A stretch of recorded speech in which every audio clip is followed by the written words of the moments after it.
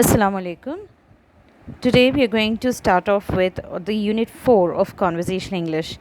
Well, of course, I should have continued with Matthew and all, but my laptop sort of broke down and it's gone for some tinkering. In the meanwhile, we'll continue with this conversation English for the next 1 or 2 weeks. Okay. So we have already covered 2 units, right?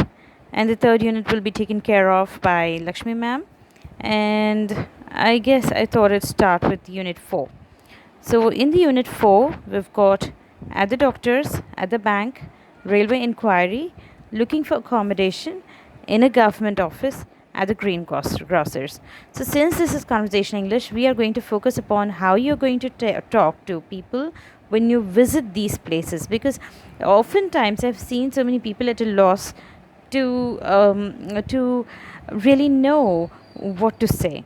They're always afraid or probably scared of saying something they should not say, or offending the people they are going to ask help from, right?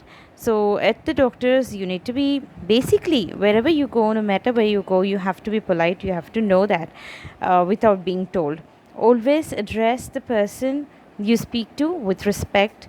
If they have a title like as in a sister or nurse or doctor, please use their titles appropriately. Okay. Yeah. And say if you're going to places like bank or going for some railway inquiry, I mean that all of those things you can do it over your phone these days, but still human interaction is essential, right? So there are times when you may be visiting these places, or when you're looking for accommodation, when you're going to a hotel or to a government office, or to just buy some vegetables. Greengrocers would be nothing but your local vegetable seller. Okay. So no matter where you go, you have to remember to be polite. You have to remember to be specific. Please remember this. Politeness is most essential. It's extremely essential. And the second most important thing when you visit these people is, because see, all these people are very busy people. Okay. A doctor is bound to be busy, a banker, or someone who a clerk at the bank, or someone at the railway inquiry, they'll have a huge queue standing in front of them waiting to be answered. So you're not the only responsibility of those people. Please bear that in mind. So always be very specific when you approach these people. Be point blank. Okay. As in try not to circumlocute. Avoid circumlocutions. Try not to exaggerate your problem, because everyone there comes with some problem, comes with some expectation from the people there.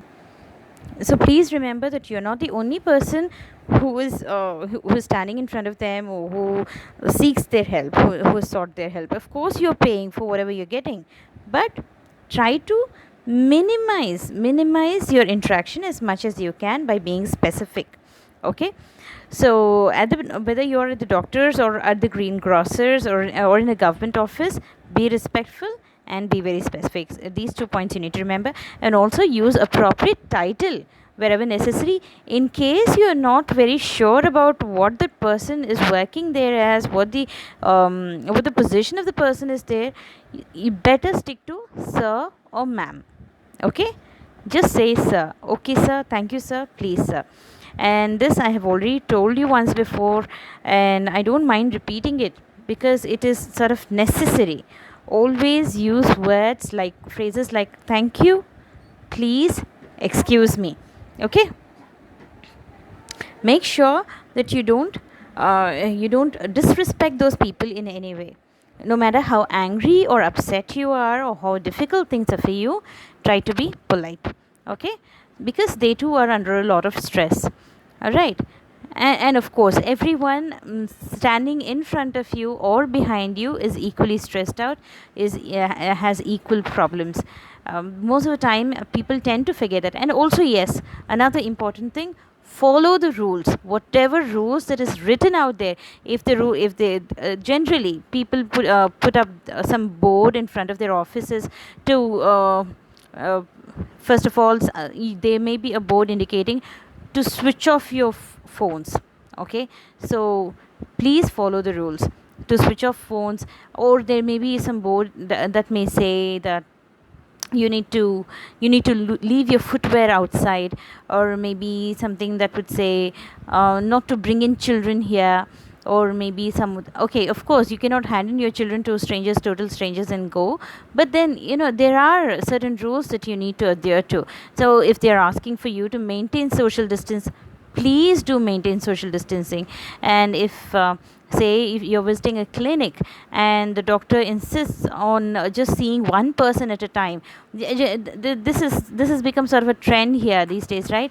Not merely these days, it's always a trend that there'll be one patient, and there'll be some 3 or 4 people will be accompanying that patient. And during these times, especially during the times of pandemic, the doctors refuse to allow entry for anyone other than the patient himself. So if the patient can stand on his own, walk on his own, please let the patient go inside all by himself. I know these are all very general rules and have no bearing on conversation, but then conversation is nothing but a part of your own expression, of your own personality, and your personality should be polite, courteous, and something that sticks to rule and discipline. Okay, so even if you have a great command of language and you are ill mannered, there is no point in having that command over your language. Please bear that in mind. Merely knowing a language, whether it be English or good Urdu, or a great Tamil, it's not enough. Your language has to be a reflection of your personality. Okay, and your personality depends on your manners. Okay, how you behave, how well you stick to rules, how polite you are, how respectful you are. All right, all of these have some say in your the kind of person you are, right? We are slave to our habits, right? Whatever habit we have, whatever things we do, it becomes our habits, and these habits cumulatively, these habits come together to form our manners, right? And these manners tend to become our character. So remember these very important points that are necessary for your interaction anywhere. Okay, so after this we can learn about what kind of dialogues we can use, what kind of word choice we can employ when we are going to a doctor's office, or to a bank, or to a railway inquiry, or just any of the given list. Okay, so I'll pick up a PPT or something and we'll continue with that. Now, here I happen to come across one of the slide shares. It's not my own slide, just borrowed it from the internet. But I believe it should serve some purpose. This won't be all. We'll continue with something else in my next class.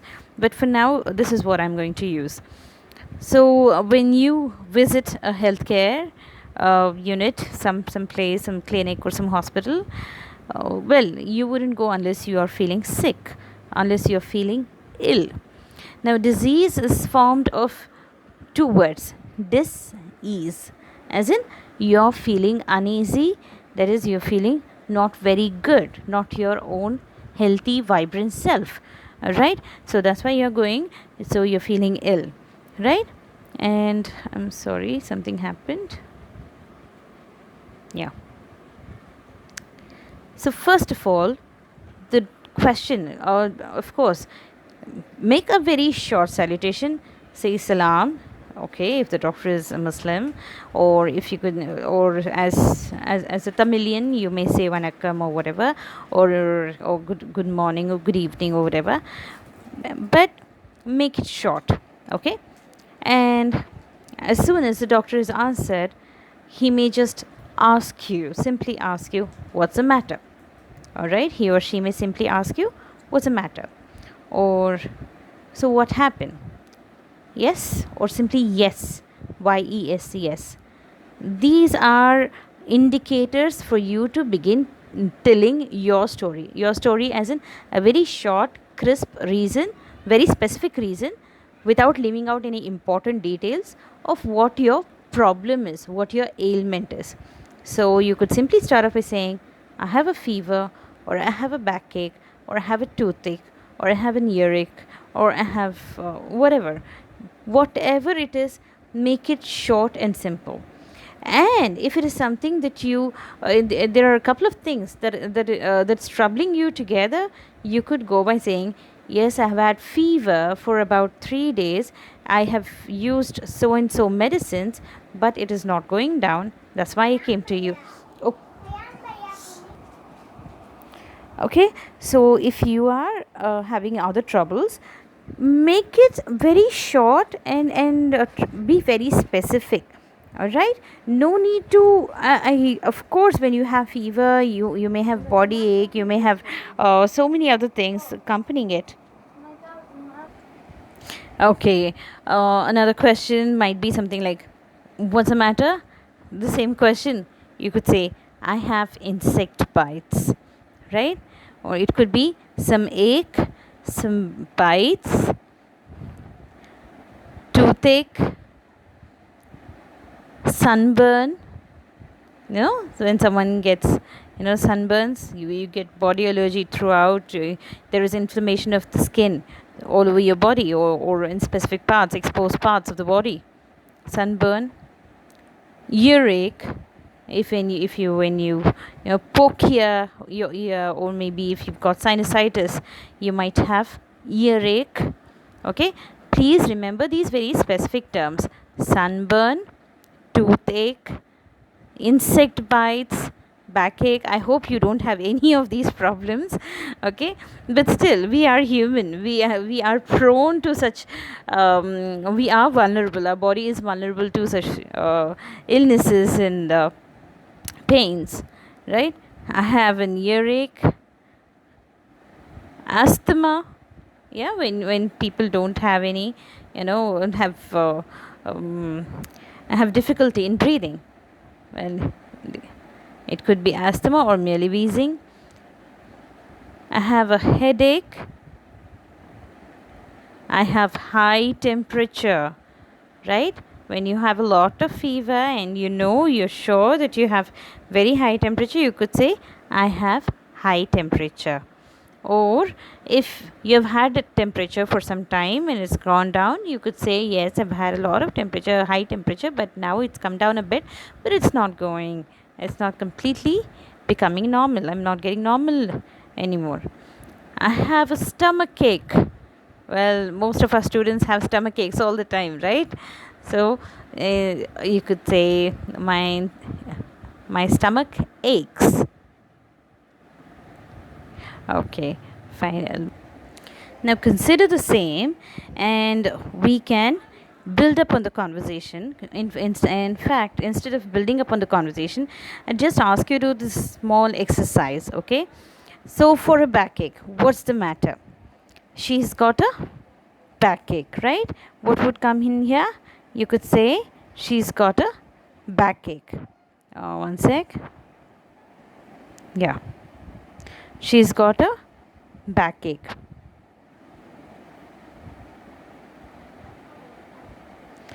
Now, her dash hurts. What hurts here?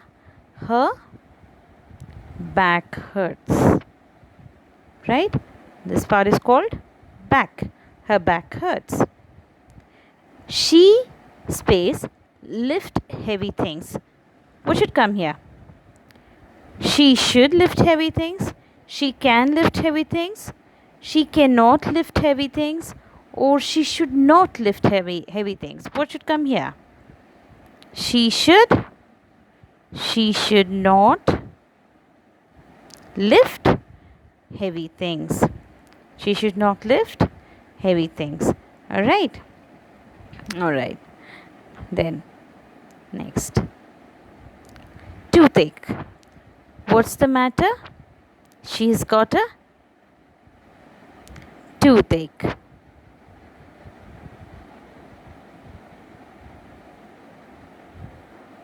Right? She's got a toothache. Her teeth hurts. Okay. Or probably one of her tooth. So if it's singular, you could say that, teeth. Right? She space go to the dentist. She should not go to the dentist. She should go to the dentist. What should come here? She should or she ought. Either should or ought. Okay. She ought to go to the dentist. When instead of should, you could say she ought to go to the dentist. Alright. Now, what's wrong? He has got a earache. An earache actually. E starts with a vowel sound. We're not talking about vowel alphabet, vowel sound. So he has got an earache.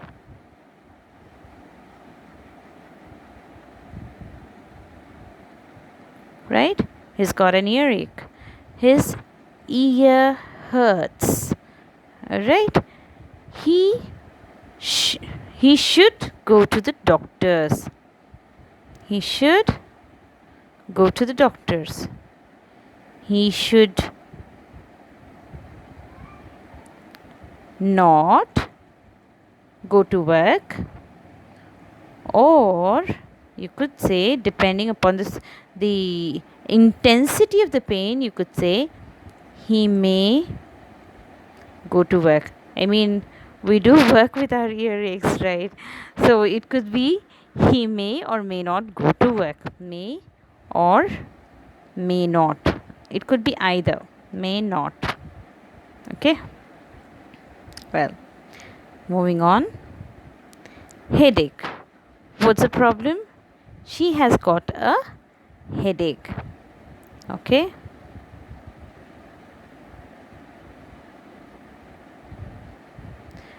Her head hurts. What hurts in a headache? Head. She may take a painkiller, or she can take a painkiller, or she should take a painkiller, depending upon your relationship with her. She sits so close to the TV. She can sit so close to the TV. She should sit so close to the TV. What ought to come here? She should not, or she should avoid sitting. Okay, we have only sit here, so we could say she should not sit so close to the TV. Alright. Next. What's the matter? She's got a stomachache.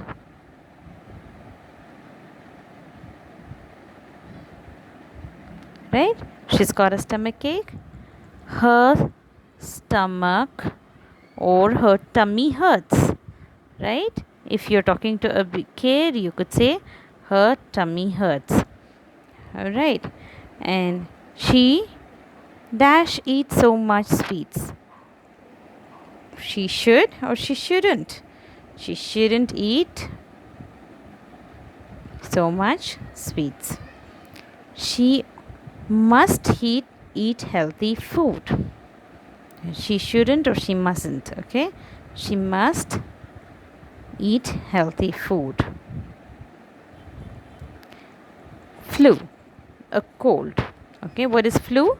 Flu is nothing but a short form of influenza. Cold, influenza virus, a cold that comes from influenza virus. So if someone says, what's wrong with you, and you're like, your nose is running and you've been sneezing your head out and coughing, and you've got temperatures, a little bit of temperature, you could say you've got flu. Okay, so it's mostly a common cold. So when you say, when someone asks what's wrong, if the doctor asks what's wrong, could say she's got a flu or cold. She's got a cold. Okay. See, cold is different from chill.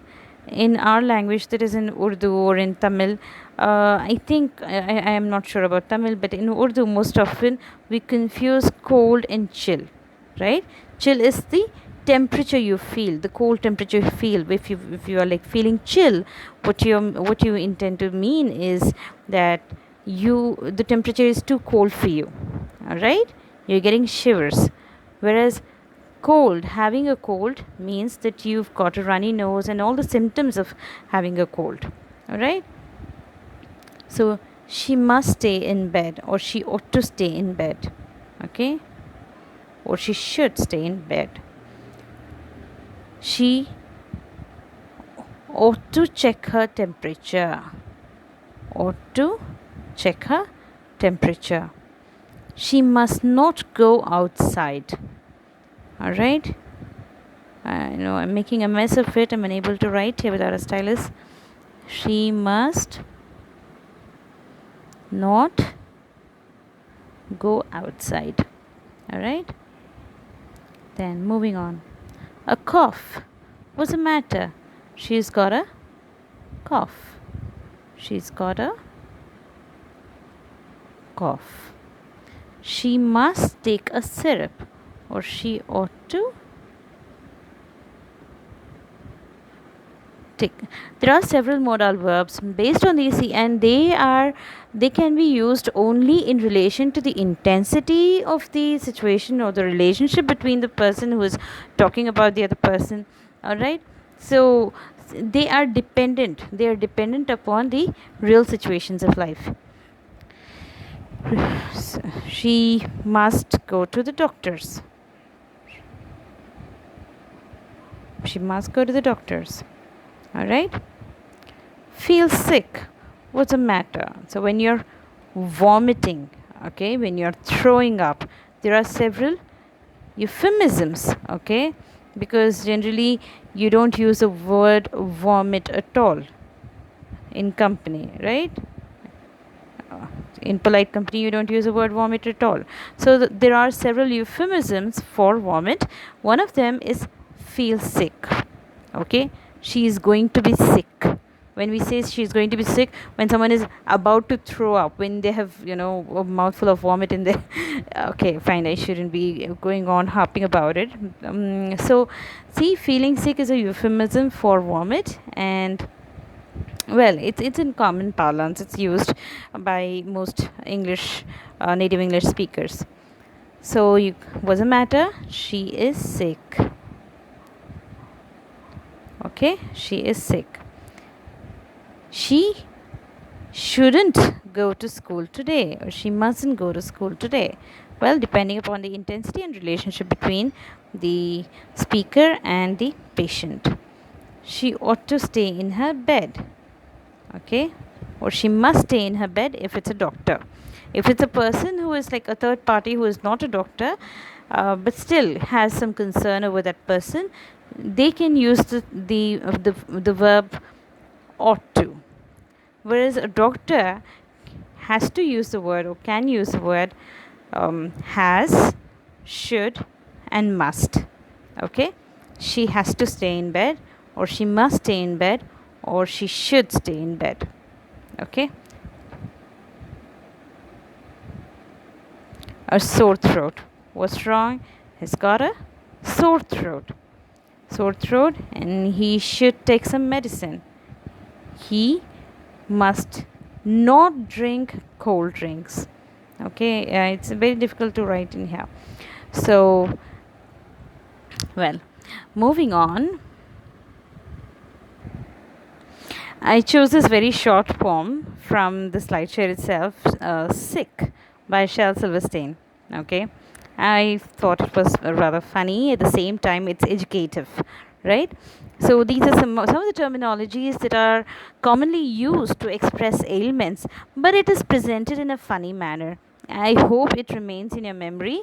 It is easy to absorb. I cannot go to school today, said little Peggy Ann McKay. I have the measles and the mumps, a gash, a rash, and purple bumps. My mouth is wet, my throat is dry. I am going blind in my right eye. My tonsils are as big as rocks. I have counted 16 chicken pox. See, it seems to be a collective of all the ailments one can have. And there's one more, that's 17. And don't you think my face looks green? My leg is cut, my eyes are blue. It might be instamatic flu. I cough and sneeze and gasp and choke. I'm sure that my left leg is broke. My hip hurts when I move my chin. My belly button's caving in. My back is wrenched. My ankle sprained. My appendix pains each time it rains. My nose is cold, my toes are numb. I have a sliver in my thumb. My neck is stiff, my voice is weak. I hardly whisper when I speak. My tongue is filling up my mouth. I think my hair is falling out. My elbows bent, my spine ain't straight. My temperature is 108. My brain is shrunk. I cannot hear. There is a hole inside my ear. I have a hangnail and my heart is what? What's that? What's that you say? You say today is Saturday? Goodbye. I'm going out to play. See, all these are imaginary ailments from a child's perspective. I mean, like when children have to go to school, they cook up all sorts of ailments, right? Now, this is an anomaly here in the sense that it's a collection of all the ailments all together in one child, and it all seems to vanish together all together at once he realizes that it's Saturday and he doesn't have anything. He doesn't have to go to school today, and well, he is off to play. So, see, the point of this poetry is that why it is relevant to our subject is because of the terms, okay, the vocabulary. Look at the vocabulary, point out the vocabulary. This will be your assignment for today. Please do submit it on time. So, I want you to pick out the terms that are, you know, that indicate a certain illness and what they mean. All right, I want you to please prepare an assignment because for the CIA2 we haven't conducted even a single assignment yet. So please write down all the symptoms that are mentioned in this poem and accordingly indicate what that ailment, what the symptom can relate to in terms of a disease or in terms of an illness. All right. um, and yes, so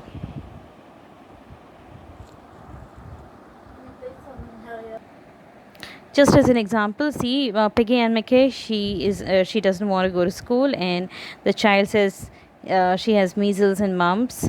And yes, see, look at the symptoms here: wet, dry, mouth is wet, throat is dry, going blind in the right eye, tonsils are big as rocks. Well, there is an exaggeration here. Tonsils are big as rocks. I've counted 16 chicken pox, and there's one that's 17. And don't you think my face looks green? Now again, my leg is cut, my eyes are blue. Instamatic flu. So you may have to point out what this instamatic flu means, right? Okay. And then I cough and sneeze and gasp and choke. Well, again, there is a kind of exaggeration here. Remove that and make it a normal sentence and relate what coughing, sneezing and gasping. Of course, anything that related to it is related to coughing and having temperature would indicate in these days, would simply imply that one has corona, or symptomatic corona probably, God knows. I'm sure that my left leg is broke, my hip hurts when I move my chin. Again, these are all symptoms that that may or may not relate to any serious ailments. Okay. Having a cold nose and numb toes or sliver in thumb. What is sliver in thumb? You need to indicate what it means. Okay. And having a stiff neck and weak voice and unable to speak. My tongue is filling up in my mouth. When do you have your tongue, enlarged tongue or probably a swollen tongue? And why would someone have hair falling out or bent elbows and spine that is bent? Of course, spine is supposed to be a little bent, but when it is extremely bent, what is it called? When one has high temperature, very high temperature, and brain is shrunk. Well, don't make an assignment on medicine It has to be on conversational English. So please remember that. Make sure that you use specific dialogues. What kind of dialogues can be made out of those terms, using those terms, not out of those terms, using those terms. Okay, so one dialogue for each symptom would be enough, quite sufficient. Okay, don't make it too large. Okay, fine. This is all for now. Thank you so much for your patient listening.